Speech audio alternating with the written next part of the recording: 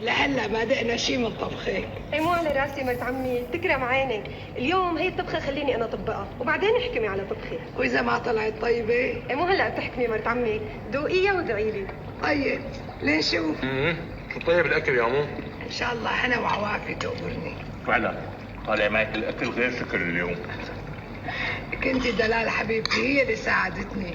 الله يسلم ضياتك وضياتها، وان شاء الله هيك بناكل من تحدياتكم اكلات طيبه على طول.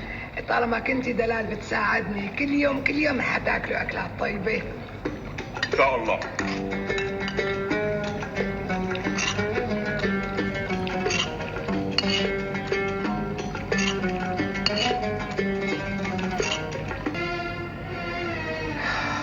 يا حسرتي عليك يا ام خاطر، والله ايدي مربطه. الله يرحمها ويحسن إلها. مرت عمي هلا هدول البنات بكفوا؟ لا بدهم شوي تاني تقبريني. الا كان رح زيدهم من برا.